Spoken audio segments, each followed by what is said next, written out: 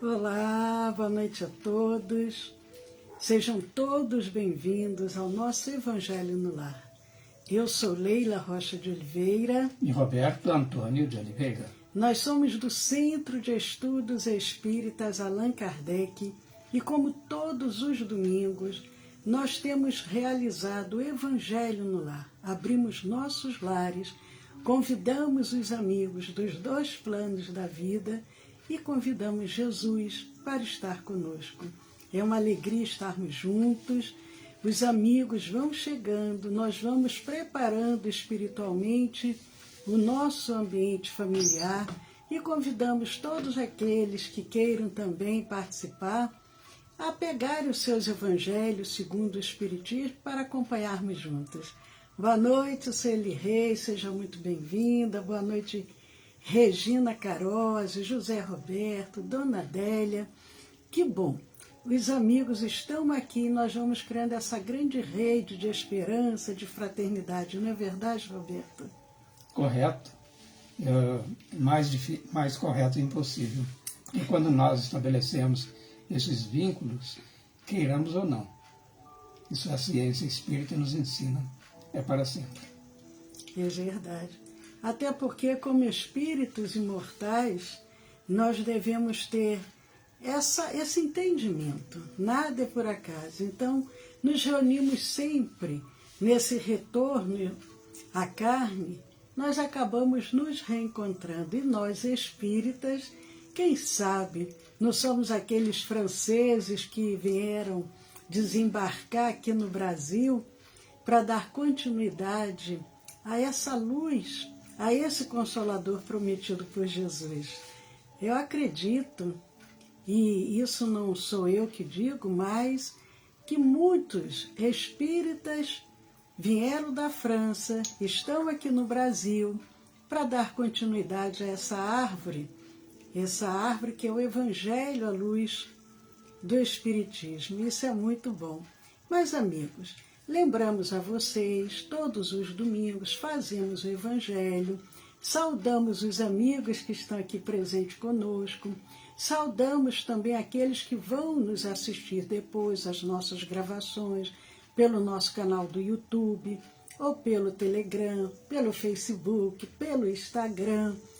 Mantenha-se em sintonia, coloque o seu copinho, a sua garrafinha de água, ao final será magnetizada, receberemos o passe magnético espiritual e com isso vamos nos fortalecendo os nossos lares, criando essa barreira vibratória, mas também auxiliamos na obra de Jesus, porque quando nós fazemos o Evangelho no nosso lar, nós estamos contribuindo com todo o nosso planeta Terra.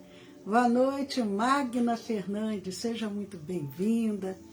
Pedro Balalai. Pedro, hoje o Roberto está aqui juntinho, então não se preocupe, porque ele não vai precisar correr. Não vai ter correria. Não vai ter correria. Isso é muito bom. Mas assim, ao vivo, às vezes acontecem esses imprevistos, mas como estamos rodeados de amigos, os amigos têm essa compreensão, isso é muito bom. Boa noite, Geraldo Magela. Amigos, lembramos, sempre gostamos de lembrar, porque outras pessoas vão depois nos assistir. Às vezes essa live, eu às vezes assisto uma gravação no YouTube, às vezes de 2, 3 anos passados, um tema que nós achamos interessante, a gente assiste. Então pode ser que daqui a 1 ano, 2, 3, alguém esteja assistindo a live de hoje. E nós gostamos de lembrar que o Evangelho no lar é uma proteção, como nós dissemos. E nós podemos e devemos realizar. Principalmente nós que já somos espíritas, temos essa compreensão dessa bênção divina. Mas muitos têm dúvida. Mas eu faço sozinho, eu chamo minhas crianças, meu marido, minha esposa, meus filhos não querem participar. Façamos porque o nosso lar será beneficiado. Convidemos sim as nossas crianças, preparemos o nosso lar para que possamos fazer o Evangelho de acordo com a idade de cada criança, convidemos o nosso companheiro de jornada. Se ainda não for o tempo dele, não tem problema. Mas quando um realiza o Evangelho, a proteção está presente no lar e se expandindo ao redor. Mas alguns dizem, né, Leila, sim, que dá trabalho, né, manter as crianças ali participativa, a criatividade entra e ajuda muito. E temos hoje muitos recursos midiáticos para isso. Mas, lembrando um escritor que eu tenho, pelo qual tenho desenvolvido um apreço grande, que é o Carpinejar, em um de seus livros, muitos deles totalmente, talvez, voltados para a família, e já escreveu para mais de 10, ele diz o seguinte: é preciso que hoje dê trabalho, para que amanhã não dê. Ou seja, compromisso adiado é compromisso dobrado. É verdade. O nosso querido Pedro, tão carinhoso, está dizendo assim: é uma alegria vê-los sempre, Leila e Roberto. Tenho uma grande admiração e gratidão a esta linda família. Saudades. Obrigado, querido Pedro. Então, tem que vir aqui a Muito Olambra para a gente poder se ver um final de semana, porque para a gente até aí já é mais difícil. Nós somos meio acomodados aqui em Olambra. Criamos raízes e ficamos fincados aqui. Boa noite, Mônica Pascoal. Mais amigos, vamos iniciar. Pegamos aqui o livro Vinha de Luz, Emmanuel e Francisco Cândido Xavier. Abrimos na mensagem 97. O Verbo é Criador. É uma passagem que está em Mateus, capítulo 15, versículo 18. E Mateus ele está transmitindo o ensinamento dado por Jesus. Mas o que sai da boca procede do coração, e isso contamina o homem. Jesus. Repetindo, mas o que sai da boca procede do coração, e isso contamina o homem. Jesus. Mateus, capítulo 15, versículos 18. O ensinamento do Mestre, sob o véu da letra, consubstancia profunda advertência. Indispensável cuidar do coração, como fonte emissora do Verbo, para que não percamos a harmonia necessária à própria felicidade. O que sai do coração e da mente pela boca é força viva e palpitante, envolvendo a criatura para o bem ou para o mal, conforme a natureza da emissão. É muito forte esse ensinamento. Amigos, vamos orar.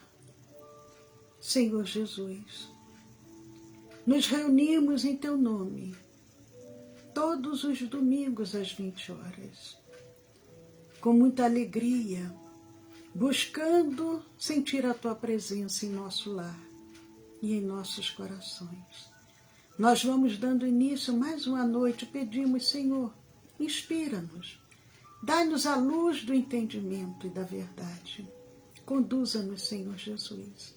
Permita com que seus emissários divinos estejam sempre junto a nós, para nos auxiliar.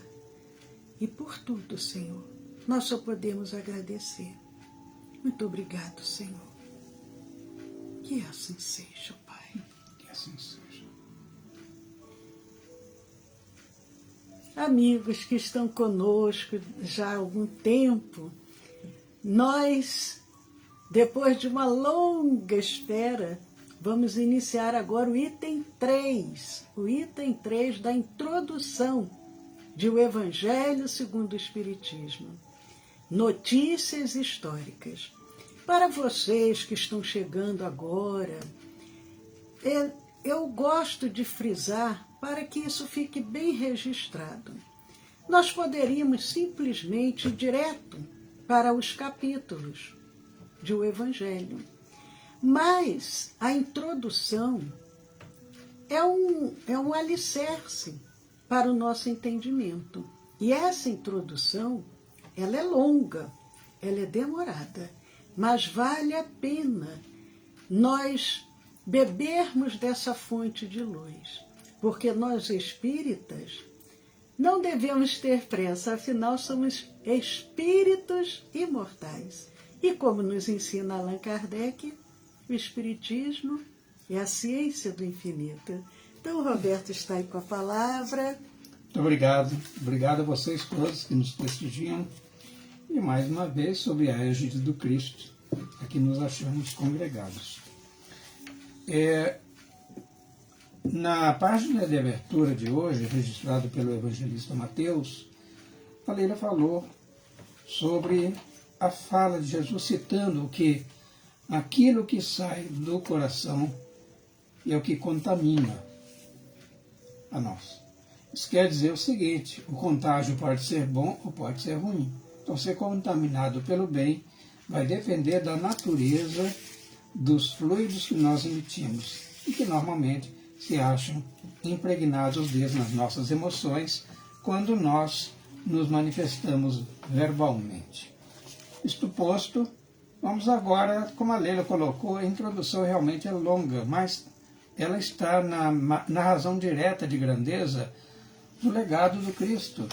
E Kardec teve esse cuidado, ele teve esse zelo, esse carinho, e daí para que nós possamos entender o que os evangelhos são apresentados, embora muitos deles comentados ao longo dos capítulos do Evangelho, segundo o Espiritismo, mas ainda assim a necessidade de nós fazermos uma incursão através do que se chama, ele próprio se denominou, notícias históricas. Está lá no item 3. E ele assim começa: para bem se compreenderem algumas passagens dos Evangelhos, necessário se faz conhecer o valor de muitas palavras neles frequentemente empregadas e que caracterizam o estado dos costumes e da sociedade judia naquela época. E adianta: já não tendo para nós o mesmo sentido, essas palavras foram com frequência mal interpretadas, causando isso uma espécie de incerteza. A inteligência da significação delas explica ao demais o verdadeiro sentido de certas máximas que, à primeira vista, parecem singulares. Kardec, muito polido, né? Eu diria que alguns acham até meio ridículos, né? E ele colocou parecem singulares. E, de fato, se nós, por exemplo, atentarmos para um registro evangélico, em que Jesus afirma que é mais fácil passar um camelo no buraco de uma agulha do que um rico entrar no reino dos céus, fazendo alusão, lógico, à dificuldade que encontra o avarento, o ambicioso, o rotulado rico, porque ele está muito mais sujeito às tentações a que os pobres não estejam. Mas o que queria dizer isso? Bom, então lá nos evangelhos nós vamos ver direitinho cada sentido dessas palavras. Agulha poderia ser a entrada, que seria então com as montarias, né? Os transportadores, os cameleiros, que ao adentrar a cidade eles passavam através de uma agulha, que era uma porta bem estreita, e o camelo ele vinha carregado de carga, e era muito difícil então passar por ali. É uma possibilidade. Outra é que os tecidos eram feitos geralmente de fios de camelo, então era necessário passar o fio pela agulha para começar a tecer. Também é uma outra. Mas enfim, vamos ao que Kardec chama de inteligência da significação dessas palavras. Como ele colocou já, e repetimos aqui, que cada palavra tem que ter um sentido específico. Mas como transportar o texto evangélico para a atualidade sem incorrermos em erros, comumente, quando nós olvidamos a interpretação daquela contextualização histórica colocada ali por Jesus. Se nós formos ler um livro português, um livro publicado no Brasil, de um século e meio atrás, nós já vamos sentir uma diferença grande. A forma como era a escrita, os costumes. Imaginemos as passagens do Evangelho que datam de mais de 2000 anos, que foram traduzidas de um idioma que já nem existe mais.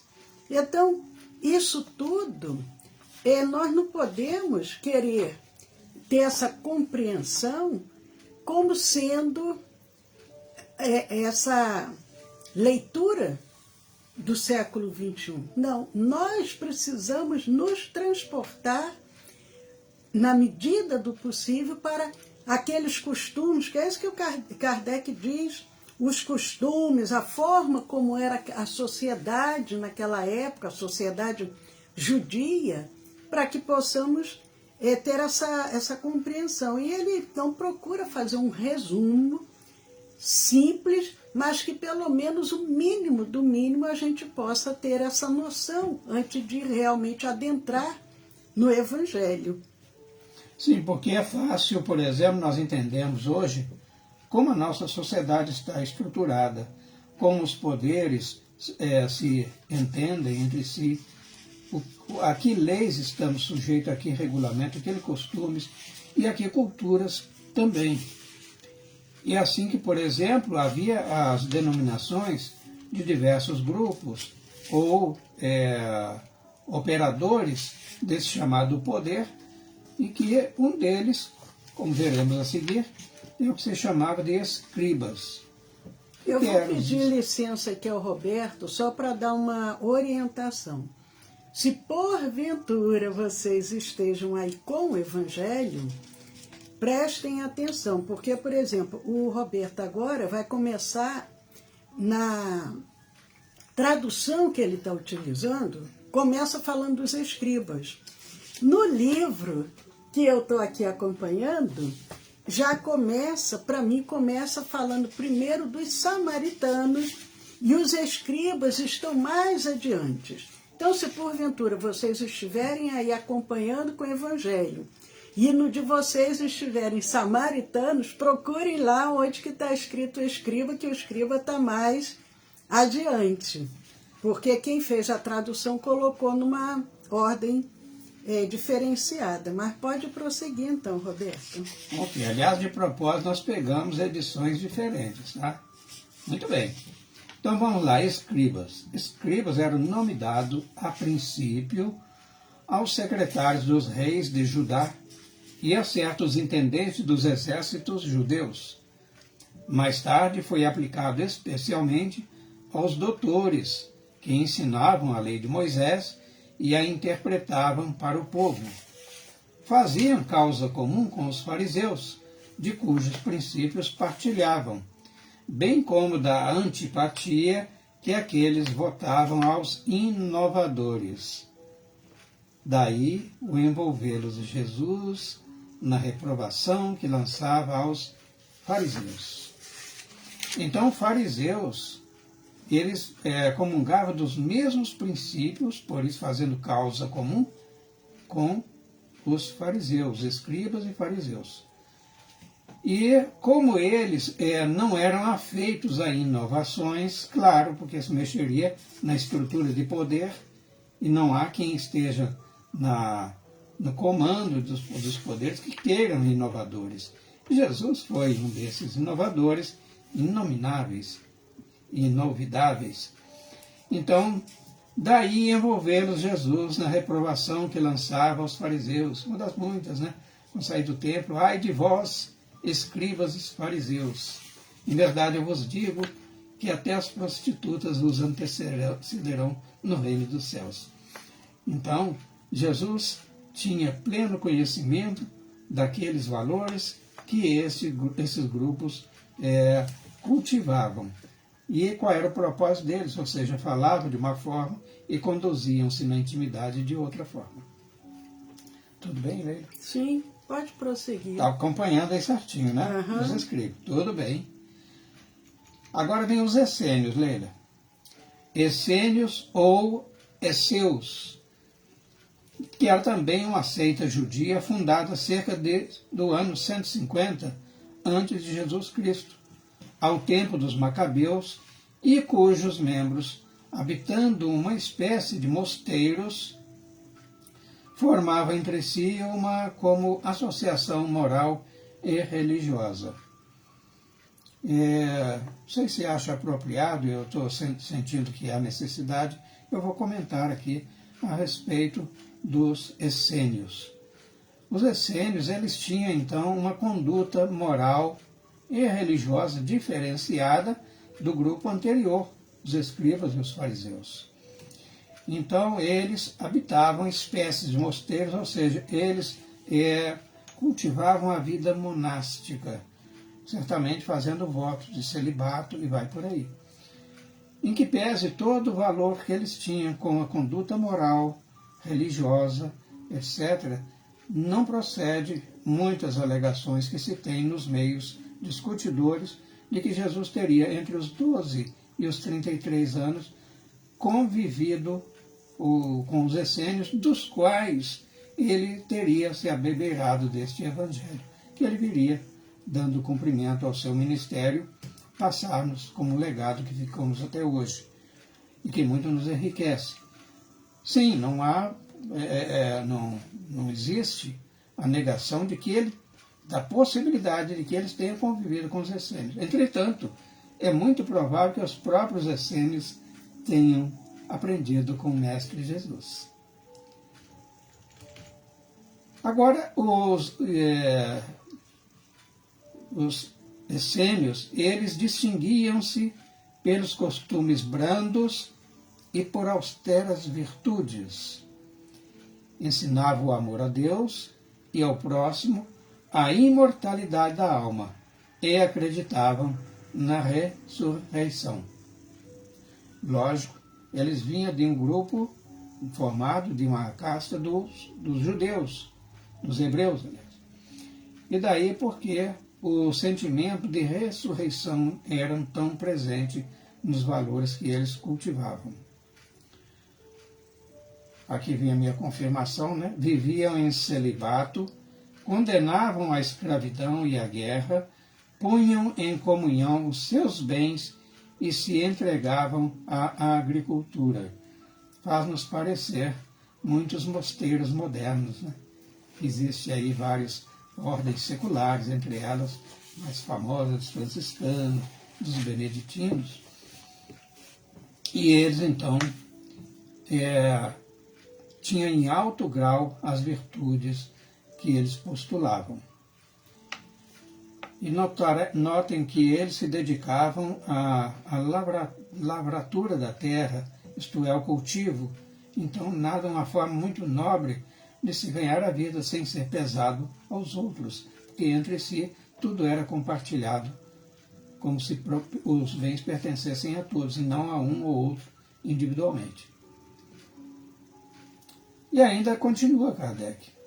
Contrários aos saduceus sensuais, que negavam a imortalidade, aos fariseus de rígidas práticas exteriores e de virtudes apenas aparentes, nunca os essênios tomaram parte nas querelas que tornavam antagonistas aquelas duas outras seitas. Pelo gênero de vida que levavam, assemelhavam-se muito aos primeiros cristãos, e os princípios da moral que professavam induziram muitas pessoas a supor que Jesus, antes de dar começo à sua missão pública, lhes pertencera à comunidade. Então, passam muitos a supor que ocorreu isto com relação ao Cristo. E aqui aponta-se que não foi desta forma a afirmação de Kardec. E é aqui Kardec, como nós dissemos, ele procura trazer de uma forma muito simples, pelo menos uma noção. Quando a gente vai ler a Bíblia, saduceus, esseus, escriba, fariseus, o que significa isso? E ele coloca uma seita que ela foi fundada 150 anos antes da vinda de Jesus. Mas o procedimento, a forma deles de agir, se assemelhava muito depois, posteriormente, àqueles primeiros cristãos que também procuravam ter uma vida, virtudes, uma vida correta, honesta. Os primeiros cristãos, eles tinham essa comunhão dos bens, eles reuniam todos os seus bens em prol daquela comunidade, então nisso eles se assemelhavam, tinham uma certa semelhança. E aí, como o Roberto acabou de falar, muitos achavam, Jesus aprendeu com os essênios. Ora, Jesus é o nosso governador espiritual. Em o livro dos Espíritos, está lá dizendo que Jesus é o nosso modelo e guia, é o modelo mais perfeito. Então, se tivesse alguém a aprender, não seria Jesus a aprender com os essênios, e sim os essênios a aprenderem com Jesus. Mas como há esse lapso, né, temporal, né? Entre os 12 e os 30 anos, que não se sabe bem o que aconteceu com Jesus, aí começa uma série de devaneios, de divagações, de hipóteses, né? Mas o Roberto vai terminar essa partezinha aqui, semana que vem a gente prossegue. Ou seja, ali temos um terreno muito fértil a especulações, né? Mas vamos nos ater aos textos, né? Como Kardec afirma, concluindo, sobre os essênios, diz assim, é certo que ele, quem Jesus, né, há de tê-la conhecido, tê-la, que aceita, né, dos essênios, mas nada prova que se lhes houvesse filiado, sendo, pois, hipotético tudo quanto a esse respeito se escreveu. Então faltam os teoremas, tem a hipótese, né? Então fechamos por hoje. Ainda tem uma observação aqui. Pode ler, por favor. Que Kardec coloca no finalzinho uma nota dizendo que tem uma publicação chamada A Morte de Jesus, que supostamente ela foi escrita por um essênio, mas que essa obra é inteiramente apócrifa, cujo único fim foi servir de apoio a uma opinião. Ela traz em si mesma a prova da sua origem moderna. E aí aqueles que são curiosos, pesquisadores, estudiosos, aí vamos agora buscar a morte de Jesus e ver o que ali está contido. Mas... E para a semana que vem vamos falar sobre o Parush. Até lá, então. Vai ler. Marque aí para não se perder, marcado. Porque eu não vou... a minha sequência está diferente da sua. Mas, amigos, como nós falamos no início, e para aqueles que estão chegando, sejam muito bem-vindos, é uma alegria estarmos juntos. Para aqueles que ainda não colocaram o seu copinho ou sua garrafinha de água, sugiro que coloquem, porque ela será magnetizada. Nós vamos receber o passe magnético espiritual à distância. E até muitos nos perguntam, mas quando vocês vão voltar novamente às atividades presenciais? Porque nós funcionamos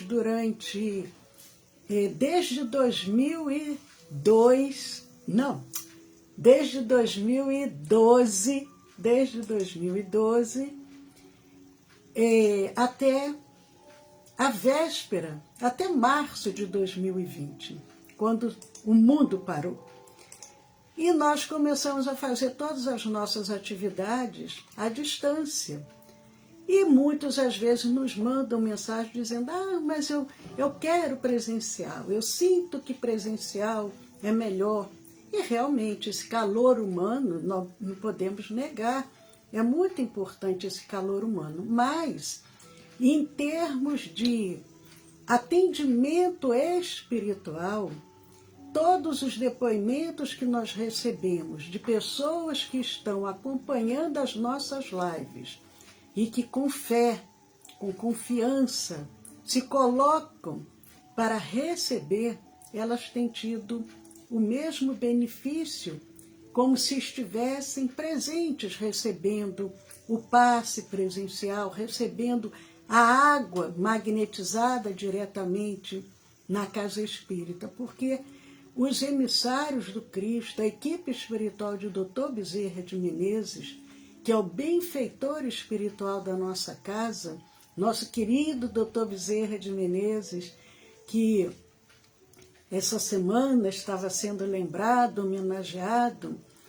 mas eles estão ali cuidando, velando por cada um de nós. Muitas das vezes as pessoas nos agradecem e eu simplesmente repito o que Jesus diz: a tua fé te curou. Não fomos nós, mas a tua fé. Mas, amigos, então tenhamos fé, tenhamos confiança.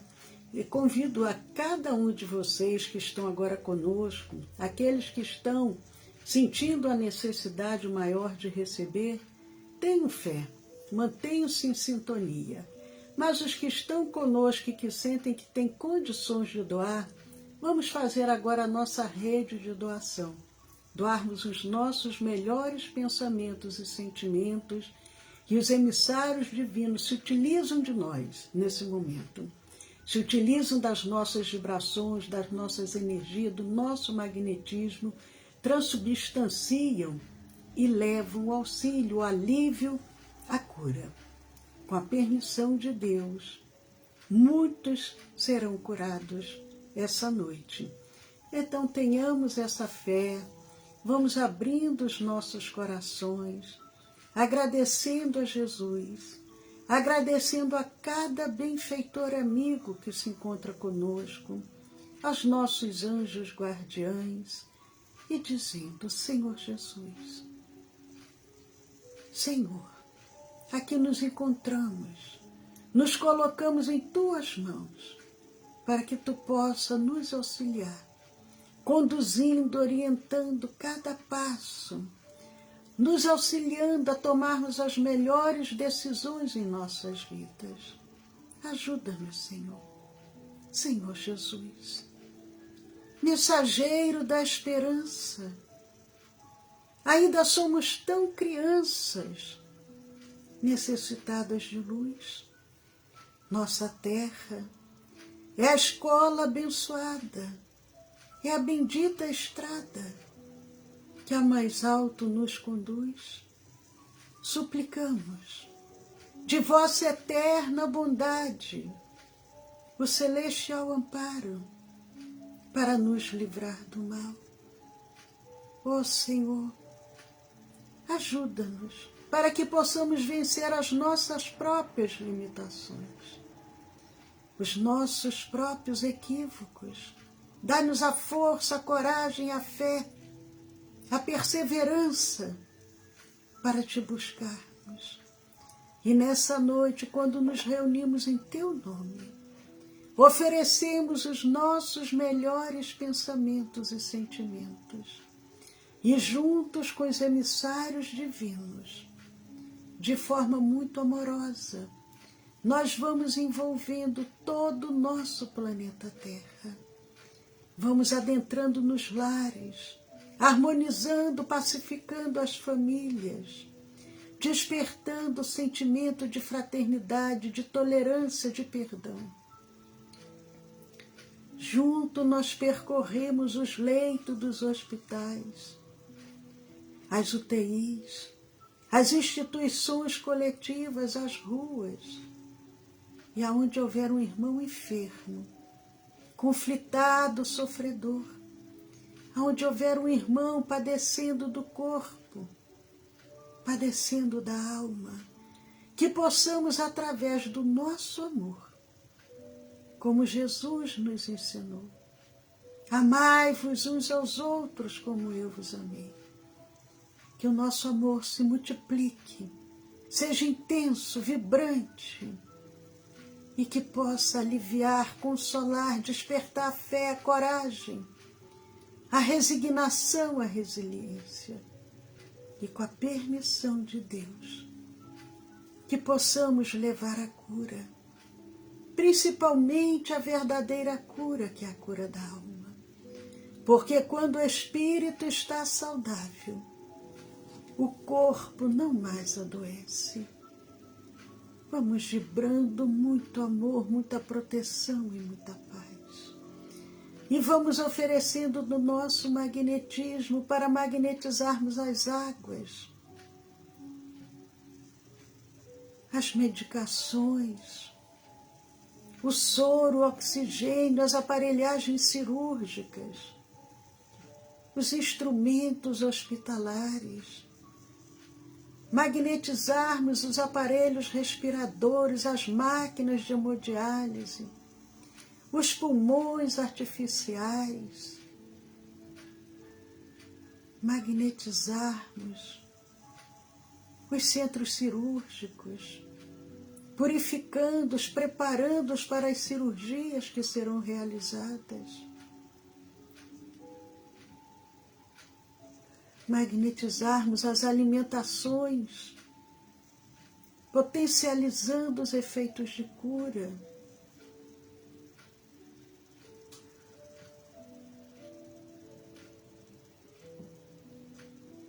E confiando em cada emissário do bem, nós vamos dirigindo os nossos pensamentos a todos os profissionais da área da saúde, que de forma séria, honesta, responsável, ausentam-se de seus lares diuturnamente para auxiliar a tantos irmãos, que eles possam também ser fortalecidos e amparados pelo amor do Cristo Jesus.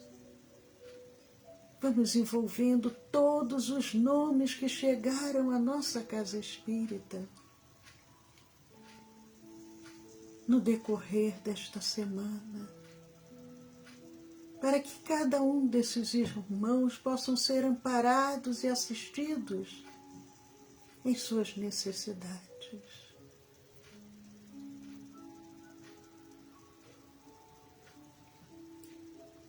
E nesse momento, nós convidamos a todos, de forma individual e íntima, vamos dirigir os nossos pensamentos aos benfeitores amigos, para que eles possam cuidar dos nossos lares, dos nossos familiares, entes queridos, companheiros de jornada, ambientes de trabalho, de estudos. Cuidar daquele companheiro mais necessitado, mais difícil, mais intolerante. E enquanto os benfeitores vasculham as nossas mentes, nós vamos nos conectando a esses irmãos do alto, abrindo os nossos corações e dirigindo as nossas súplicas.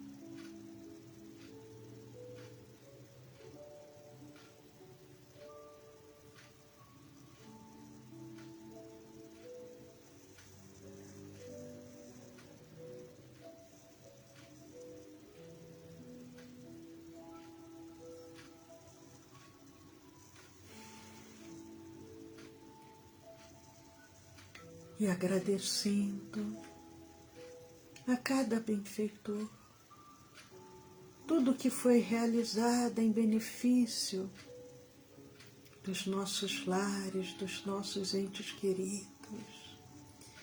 Nós convidamos a todos agora para recebermos o passe magnético espiritual.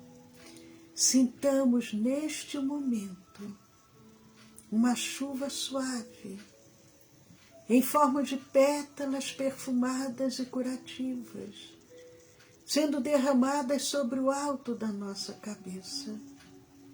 Suavemente essa energia de cura penetra através do centro coronário e percorre todos os centros vitais. Se expande do corpo perispiritual para o corpo físico, célula a célula, molécula a molécula. Mas essa energia se expande mais ainda, além do corpo, criando em torno de nós uma redoma de proteção, de saúde e de paz. Sintamos o amor de Jesus, através dos seus emissários, dando-nos a cura física, mental, emocional e espiritual. Vamos aproveitar para louvar, agradecer e, se desejar, realizarmos os nossos pedidos.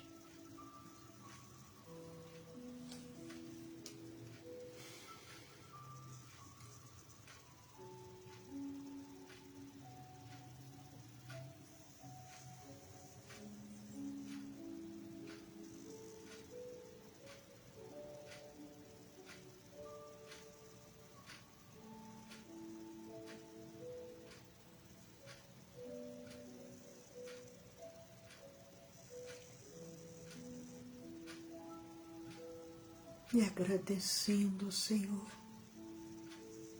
por tudo que recebemos. E te pedindo, Senhor Jesus, abençoa, Senhor, a nossa semana que se inicia.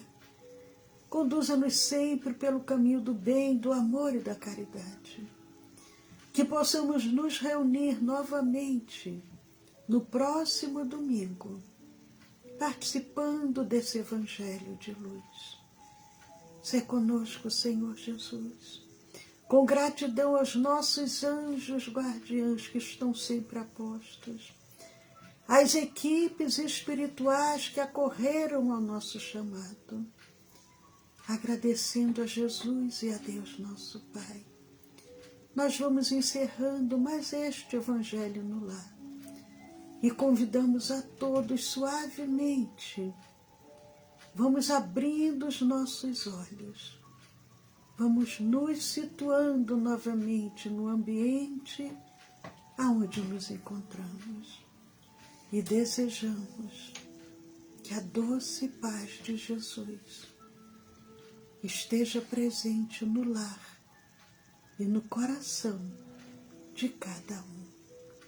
Muito obrigado, Senhor. Paz a todos. Que assim seja, Senhor. Que assim seja.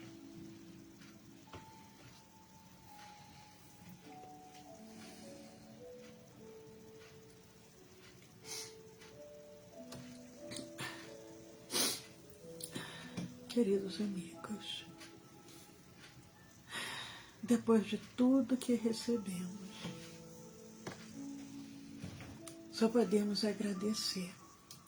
Lembrando, amanhã, segunda-feira, 20 horas, é a nossa palestra semanal. Terça-feira é o nosso estudo do Evangelho às 20 horas, pelo Facebook, pelo Instagram. E lembramos que na terça-feira não é ao vivo, é à distância. Nós temos a nossa reunião de vibração e irradiação, que é uma reunião de tratamento.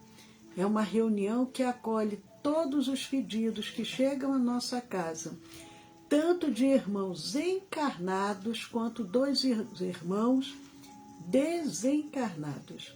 Quem desejar encaminhar algum nome para a reunião de tratamento, encaminhe para o WhatsApp do nosso Centro Espírita e nós passaremos todas as orientações.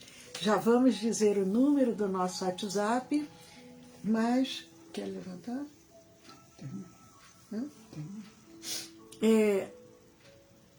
Já passaremos o número do nosso WhatsApp para podermos encerrar. O DDD é o 19 e o celular é o 99 341 6316. 1999 341 6316. Paz a todos. Então chegamos ao final de mais uma noite com um encontro pleno de esclarecimentos e, sobretudo, de adentramento a esse legado do Cristo, que é o seu Evangelho. Então, formulamos votos para que Deus, em sua infinita misericórdia, conceda uma semana plena de realizações e que possamos nos ver no próximo domingo, neste mesmo horário. Até lá.